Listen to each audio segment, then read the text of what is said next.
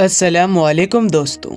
मेरे दोस्तों, आज का ये वाक़या एक सच्चा वाक़या है जो कि सऊदीया के एक शेख ने खुद बयान किया है। दोस्तों, शेख ये बात कहते हैं कि एक आदमी ने मुझे कॉल किया कि क्या हमारे घर आकर एक मैयत को गुस्ल दे सकते हैं। तो शेख ने जवाब दिया, ठीक है, मैं आ जाता हूँ। शेख साहब उस जगह पर चले गए। शेख ये बात कहते हैं कि जब मैं वहाँ गया तो वो कोई घर नहीं बल्कि एक किला था, एक बहुत ही बड़ा किला। मेन दरवाजे से दाखिल होने के बाद भी आपको 5 से 7 मिनट लग जाते थे महल में जाने के लिए। आप जरा सोचे कि वो कितना बड़ा घर होगा। मेरे दोस्तों, शेख मेन गेट से अंदर गए। अंदर बगात वगैरह और सब कुछ था। शेख ये बात कहते हैं कि जब मैं घर के दरवाजे पर पहुंचा तो वहाँ एक आदमी खड़ा था। उसने मुझसे बदतमीजी के अंदाज में कहा कि इस रास्ते से जाओ, वहाँ अंदर सीढ़ियाँ हैं ऊपर जाने के लिए। शेख तकरीबन 60 साल के बुजुर्ग थे। शेख ने उसके जानिब देखा और कहा कि मैं जा रहा हूँ। उसने फिर से कहा कि आप खुद चले जाएंगे या मैं किसी नौकर को बुलवाऊं जो आपको लेकर जाए। शेख ये बात को ऐसा लगा कि जैसा वही शख्स है जिसने उनको फोन करके बुलाया है, लिहाजा उन्होंने कहा मैं खुद चला जाऊंगा, मुझे किसी की जरूरत नहीं। उस शख्स ने दोबारा से कहा कि अगर आपको रास्ता मालूम नहीं है तो मैं किसी नौकर को बुलाकर आपके साथ भेज देता हूँ। शेख ने उससे कहा कि देखो, मैं तुम्हारा कोई नौकर नहीं हूँ, मैं यहाँ एक मुकद्दस फरीज़ा अंजाम देने आया हूँ जो मैं फी सबीलिल्लाह कर रहा हूँ। ये मैं खुद करूँगा या फिर तुम किसी नए शख्स को कह दो कि वो आकर कर दे। तो उस शख्स ने जवाब दिया कि ठीक है, आप जाएं शेख साहब। शेख ये बात कहते कि वो घर इतना बड़ा और साफ था कि टाइल्स के अंदर आप अपना चेहरा देख सकते थे। कहते हैं कि वो बाद में उस बेडरूम में गए जो काफी बड़ा था, लेकिन वहाँ पर 2 से 3 नौकर के अलावा कोई मौजूद ना था। शेख के बाद आगे बढ़े ताकि मैयत को देख सके। उसका जिस्म एक चादर से ढका हुआ था। जब शेख इबाद ने कपड़ा हटाया ताकि चेहरा देख सके तो उन्होंने देखा कि मैयत के कान और नाक से चींटियां निकल रही थी और मैयत के गर्दन पर चिपकी हुई थी। और जब उन्होंने मजीद कपड़ा हटाया तो देखा कि पूरे जिस्म पर छोटी छोटी चींटियां मौजूद थी। शेख हैरान रह गई। नीचे फर्श पर देखा तो सब कुछ साफ था, नीचे कुछ भी नहीं था। फिर वो ये सोचने लगे कि चींटियां कहाँ से आ रही है और ये चींटियां पूरे जिस्म पर घूम रही थी। शेख के बाद कहते कि मैंने वापस मैयत में कपड़ा डाल दिया और मैं ये सोचने लगा कि मैं ये कैसे करूं। शेख के बाद बताते कि मैंने एक और शेख को कॉल किया। उन्होंने कहा कि मुझे तो फला फला मसला है, मैं तो नहीं आ सकता। शेख इबाद ने एक और शख्स की कॉल की तो उस शख्स ने कहा कि शेख इबाद, अगर आप मुझे गुस्ल के बारे में सही तरीके पूछे तो मैं बता सकता हूँ। अगर आप सवाल करें कि एक जली हुई लाश को कैसे गुस्ल देते हैं तो मैं आपको जवाब दे दूंगा। अगर आप मुझसे टुकड़े टुकड़े जिस्म के गुस्ल के बारे में पूछे तब भी मैं आपको बता सकता हूँ। लेकिन मैयत की जो हालत आप मुझे बता रहे हैं, ऐसा तो कोई किताब में दर्ज नहीं है। आप जो करना चाहते हैं करें, मैं कुछ नहीं कह सकता। यानी उसने साफ हाथ खड़े कर लिए कि मैं आपको किसी किस्म का मशवरा नहीं दे सकता। शेख ने वहाँ खड़े नौकरों से पूछा कि इस मैयत की औलाद में से यहाँ कौन कौन मौजूद है। उन्होंने जवाब दिया, कोई भी नहीं।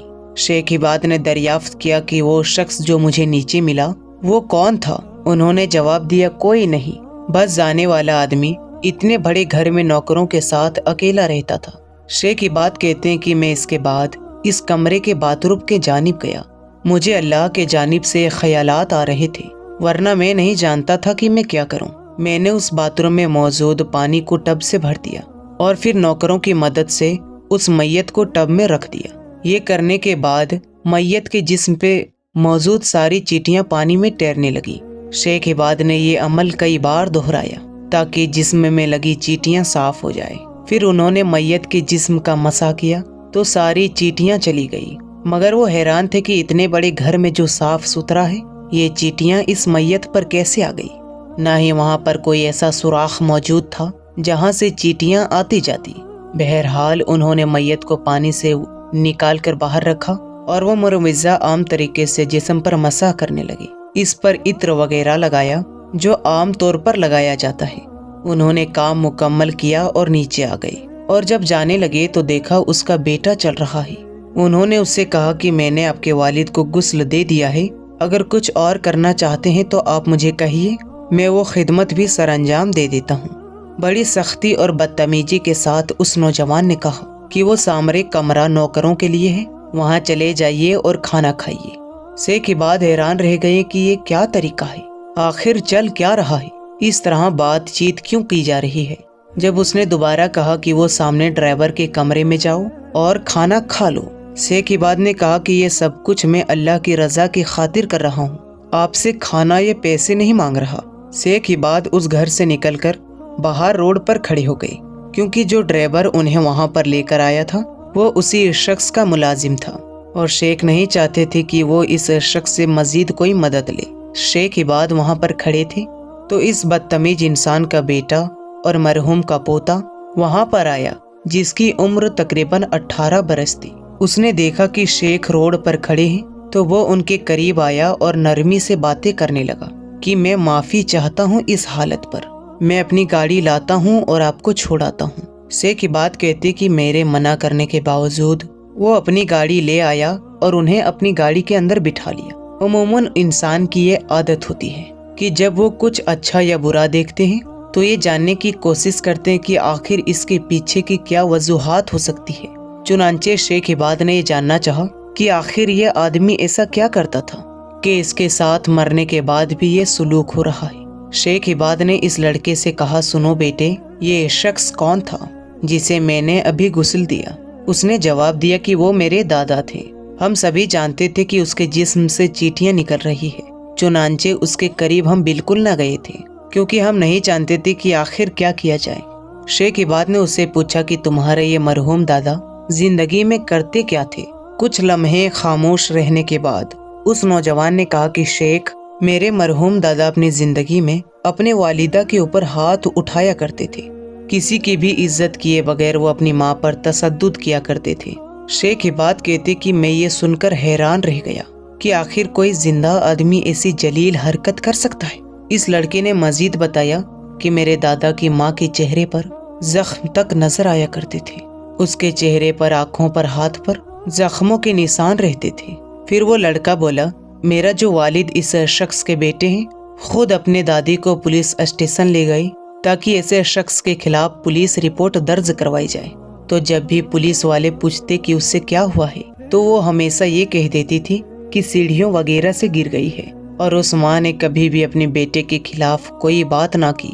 حالانکہ یہ مار دھاڑ ہر ہفتے ہوا کرتی تھی اور پولیس بھی یہ جان گئی تھی کہ اس گھر میں یہ سب کچھ ہو رہا ہے، لیکن ماں اپنے بیٹے کے خلاف کچھ بھی بتانے سے انکار کر دیتی تھی اور بیٹے اس کے خلاف کچھ نہیں کر سکتے تھے، اور جو شخص یہ حرکتیں کر رہا تھا وہ ان کا باپ تھا، لیکن قدرت یہ سب دیکھ رہی تھی۔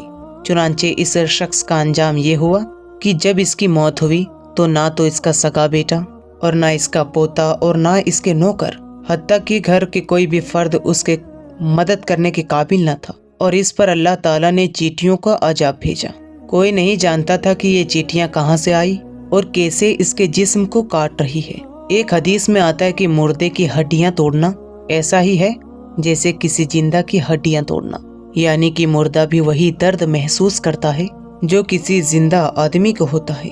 تو ذرا اب اس شخص کے بارے میں سوچئے کہ اس شخص کے ناک اور کان اور آنکھوں سے چیٹیاں باہر نکل رہی تھی اور اندر جا رہی تھی، اس کے پورے جسم پر کاٹ رہی تھی، اس پر کیا گزر رہی ہوگی۔ ایک زندہ آدمی تو چیخ کر اپنا درد بیان کر سکتا ہے، لیکن مردہ تو کچھ نہیں کہہ سکتا، ہاں مگر درد کا احساس وہی موجود ہے۔ چنانچہ اس بات پر تو تمام علماء کا اتفاق ہے کہ اپنے والدین کے ساتھ کسی بھی قسم کے سلوک کا انجام آپ نہ صرف آخرت بلکہ دنیا میں بھی دیکھتے ہیں۔ اللہ تعالیٰ سے ہر دم یہ دعا رہنی چاہیے کہ جب تک ہماری والدہ زندہ ہیں ہمیں ان کی خدمت کرنے کی توفیق دے، اور جب یہ اس دنیا سے چلے جائیں تو ہمیں اس کے لیے صدقہ جاریہ بنا دے۔ اور اگر آپ کے دل میں بھی یہی صدا ہے تو کمنٹ باکس میں آمین ضرور لکھیں۔ تو میرے دوستو، آج کی اس ویڈیو میں بس اتنا ہی، پھر ملیں گے ایک اچھی اور نئی ویڈیو کے ساتھ، تب تک کے لیے السلام علیکم، اللہ حافظ۔